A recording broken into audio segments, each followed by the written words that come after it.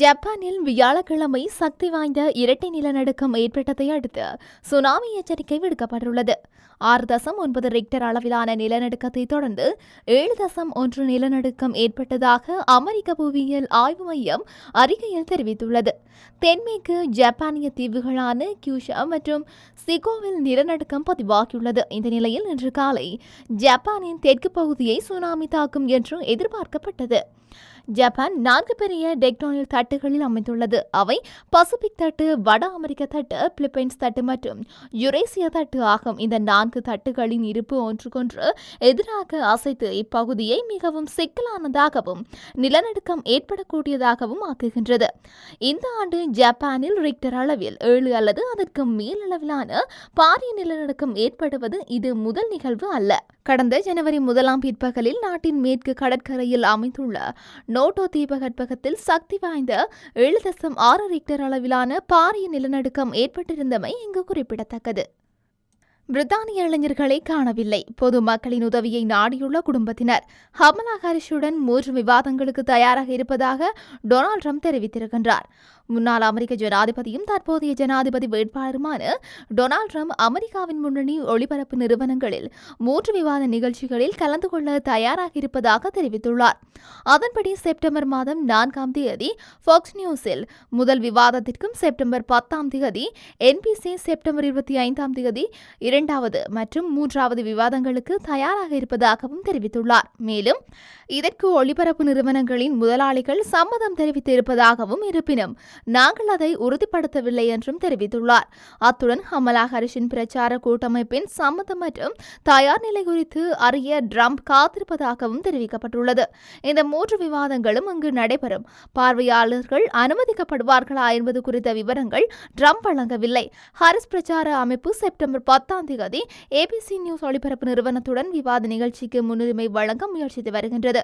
இந்த விவாத நிகழ்வானது ட்ரம்ப் மற்றும் ஜோ பைடன் இடையில் நிர்ணயிக்கப்பட்ட விவாத திட்டமிடல் ஆகும். ஆனால் ஜோ பைடன் தேர்தலில் இருந்து விலகியதை தொடர்ந்து இந்த விவாத நிகழ்ச்சி திட்டம் கலைக்கப்பட்டது குறிப்பிடத்தக்கது. தற்போது வெளியாகியுள்ள தகவலின்படி ட்ரம்ப் மற்றும் கமலா இருவரும் செப்டம்பர் 10ஆம் தேதி ABC நியூஸ் ஒளிபரப்பு நிறுவனத்தின் விவாத நிகழ்ச்சியில் பங்கேற்க சம்மதம் தெரிவித்துள்ளதாக தெரிய வருகின்றது. ரஷ்யா உக்ரைனை ஊடுருவியதும் ஐரோப்பிய நாடுகள் பல ரஷ்யா மீது தடைகளை விதித்தன. முழு ஐரோப்பாவும் ரஷ்யாவிடமிருந்து கச்சா எண்ணெய் வாங்குவதை கணிசமாக குறைத்தது. ஆக நமக்கு ஐரோப்பாவை ஆதரவு என புலகாங்கிதம் அடைத்தது உக்ரைன். ஆனால் திரைமறைவில் நடந்த ஒரு விடயம் இப்போது வெளியாகி எல்லாமே நாடகமா என கேட்க வைத்துள்ளது. ஆம், கச்சா எண்ணெய் வாங்குவதை குறைத்தாலும் ஐரோப்பிய நாடுகள் ரஷ்யாவிடமிருந்து திரவ இயற்கை எரிவாயுவை வாங்கிக் கொண்டுதான் இருக்கின்றன. பிரான்ஸை பொறுத்தவரை கடந்த ஆண்டு ரஷ்யாவிடம் வாங்கிய எரிவாயுவை விட இந்த ஆண்டு 7% அதிக எரிவாயுவை ரஷ்யாவிடமிருந்து வாங்கியுள்ளது. அதைவிட முக்கியமான விடயம் என்னவென்றால், பெல்ஜியம் நாட்டுக்கு பிரான்ஸ் எரிவாயு ஏற்றுமதி செய்துள்ளது. அதில் எவ்வளவு எரிவாயு ரஷ்யாவிடமிருந்து வாங்கியது என்பது தெரியவில்லை. இந்த ஆண்டின் முதல் 6 மாதங்களில் மட்டும் பிரான்ஸ் பெல்ஜியத்துக்கு 10% கூடுதலாக எரிவாயு ஏற்றுமதி செய்தது. ஆக ரஷ்ய எரிவாயு மூலம் பண லாபமும் பார்த்துள்ளது பிரான்ஸ்.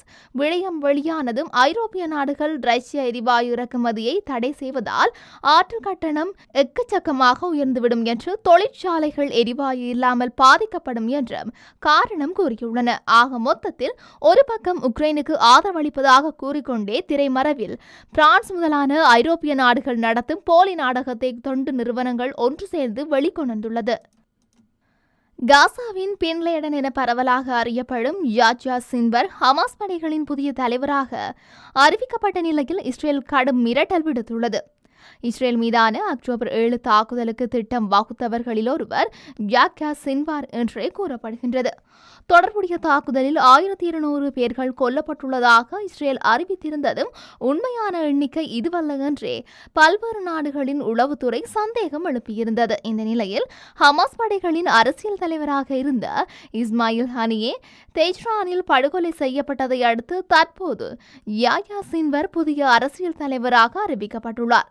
ஜூலை 31 தெஜ்ரானில் இருந்த ஹனியே மற்றும் அவரது பாதுகாவலர்கள் இரவோடு இரவாக படுகொலை செய்யப்பட்டனர். இந்த விவகாரத்தில் புதிய திருப்பமாக தங்கள் கொலப்பட்டியலில் உள்ள அனைவரையும் பழி திருப்பமொன்றை இஸ்ரேல் மிரட்டல் விடுத்துள்ளது. 11 பேர்கள் கொண்ட அந்த கொலை பட்டியலில் 5 மட்டுமே எஞ்சியுள்ளனர். சின்வார் பொறுத்தமட்டில் தனது இளமை காலத்தின் சரிபாதி நாட்களை இஸ்ரேல் சிறையில் கழித்தவர். அங்கிருந்து விடுதலையானதன் பின்னர் மிக கொடூரமாக தலைவராக உருவானவர். தற்போது இஸ்ரேல் ராணுவத்தின் முதன்மையான இலக்காகவும் உள்ளார். யாஹ்யா சின்வார் பெரும்பாலும் நகரத்திற்கு அடியில் ஏதேனும் சுரங்கங்களில் ஒளிந்து கொண்டுள்ளார் என்றே நம்பப்படுகின்றது. காசா பிராந்தியத்தில் அப்பாவி மக்கள் கொத்து கொத்தாக கொல்லப்பட்டாலும் ஹமாஸ் தலைவர்கள் உட்பட அதன் உறுப்பினர்கள் அனைவரும் அழித்தொழிப்பதே தங்களின் இலக்கு என இஸ்ரேல் கூறி வருகின்றது. அக்டோபர் 7 தாக்குதலுக்கு பதிலடியாக கடந்த 11 மாதங்களாக தொடரும் இஸ்ரேல் ராணுவத்தின் தாக்குதலில் கொல்லப்பட்ட பாலஸ்தீன மக்களின் எண்ணிக்கை 40,000 தொற்றுள்ளதாக தகவல்கள் வெளியாகியுள்ளது. காசா பகுதி மொத்தமாக சேதமடைந்துள்ளது. சுமார் 2 மில்லியன் மக்கள் அங்கிருந்து வெளியேறியுள்ளனர். ஹமாஸ் தலைவர்களின் செல்வாக்கு மிக்கவர்களில் சின்வாரும் ஒருவர். இதனால் ஹனியே படுகொலை விவகாரம் பூதாகரமாக வெடிக்க வாய்ப்புள்ளதாகவே கூறப்பட்டுள்ளது.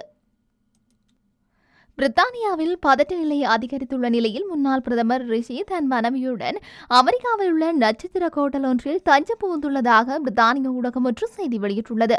பிரித்தானியாவில் புலம்பெயர்தலுக்கு எதிராகவே நடவடிக்கைகள் எடுத்து வந்தவரான முன்னாள் பிரித்தானிய பிரதமர் ரிஷி சுனக் தன் மனைவி அக்ஷதா மூர்த்தியுடன் அமெரிக்காவில் உள்ள பிரபல ஹோட்டல் ஒன்றிற்கு செல்லும் காட்சிகள் வெளியாகியுள்ளன. குறித்த நட்சத்திர ஹோட்டல் சினிமா நட்சத்திரங்கள் உட்பட பிரபலங்கள் அடிக்கடி செல்லும் ஒரு ஹோட்டல் என தெரிவிக்கப்படுகின்றது.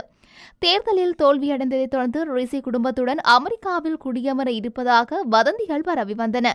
ஆனால் இப்போது 5 வார விடுமுறைக்காக ரிஷி தன் குடும்பத்துடன் அமெரிக்கா சென்றுள்ளதாக கூறப்படுகின்றது. அமெரிக்க அதிபர் தேர்தலில் ஒருவேளை ட்ரம்ப் தோல்வியடைந்தால் கமலா ஹாரிஸுக்கு அதிகார மாற்றம் அமைதியான முறையில் நடைபெறாது என்று அமெரிக்க அதிபர் ஜோ பைடன் எச்சரித்துள்ளார். CBS செய்தி தொலைக்காட்சிக்கு அதிபர் ஜோ பைடன் பேட்டியளித்த போது ட்ரம்ப் கூறியதில் அர்த்தம் உள்ளது. அதிபர் தேர்தலில் நாங்கள் தோல்வியடைந்தால் அமெரிக்காவே இரத்த களரியாகும் என்று தெரிவித்திருந்தார். அதேவேளை அமெரிக்க அதிபர் தேர்தலில் போட்டியிட உள்ள முன்னாள் அதிபர் டொனால்ட் ட்ரம்ப் தன்னை அதிபராக தேர்ந்தெடுக்காவிட்டால் அமெரிக்காவில் இரத்த களரி ஏற்படும் என்று கடந்த மார்ச் மாதம் தெரிவித்திருந்தமை இங்கு குறிப்பிடத்தக்கது. அமெரிக்க அதிபர் பதவிக்கான தேர்தல் வருகின்ற நவம்பர் மாதம் 5 நடக்க உள்ளது. இதில் குடியரசுக் கட்சி சார்பில் முன்னாள் அதிபர் டொனால்ட் ட்ரம்ப் போட்டியிடுவது உறுதியாகியுள்ளது. அவரை எதிர்த்து ஆளும் ஜனநாயக கட்சி சார்பில் அதிபர் ஜோ பைடன் போட்டியிடுவதாக அறிவிக்கப்பட்டிருந்தது. எனினும் தேர்தல் விவாத நிகழ்ச்சியில் ட்ரம்பின் கேள்விகளுக்கு பதிலளிக்க முடியாமல் ஜோ பைடன் திணறினார். இதையடுத்து வேட்பாளரை மாற்ற கட்சியில் பல தலைவர்கள் போர்க்கொடி தூக்கினர். இதையடுத்து அதிபர் பதவிக்கான போட்டியில் இருந்து விலகுவதாக ஜோ பைடன் அறிவித்ததுடன் துணை அதிபர் கமலா ஹாரிஸ் ஜனநாயக கட்சி சார்பில் அதிபர் வேட்பாளராக களமிறக்கப்பட்டுள்ளமையும் குறிப்பிடத்தக்கது. கனடாவில் சராசரி வாடகை தொகை அதிகரிப்பு பதிவாகியுள்ளதாக வீட்டுமனை தொடர்பான நிறுவனங்களினால் வெளியிடப்பட்டுள்ள அறிக்கையில் சுட்டிக்காட்டப்பட்டுள்ளது. கடந்த ஜூலை மாதம் சராசரி வாடகை தொகை $2,200 என பதிவாகியுள்ளது. குறித்த தொகையானது கடந்த ஆண்டுடன் ஒப்பீடு செய்யும் போது இந்த ஆண்டில் 5.9% அதிகரித்துள்ளதாக தெரிவிக்கப்படுகின்றது. இந்த நிலையில் பிரிட்டிஷ் கொலம்பியா மற்றும் ஒன்றாரியோ தவிர்த்த ஏனைய மாகாணங்களில் கடந்த ஆண்டை விடவும் இந்த ஆண்டில் வாடகை தொகை அதிகரித்துள்ளது. சச்கட்வானில் கடந்த ஆண்டு ஒப்பீடு செய்யும் போது இந்த ஆண்டில் வாடகை தொகை 22.2% அதிகரித்துள்ளது. மேலும் கோவிட் பெருந்தொற்று கால பகுதியில் வாடகை தொகைகளில் வீழ்ச்சி பதிவாகியிருந்தமை இங்கு குறிப்பிடத்தக்கது.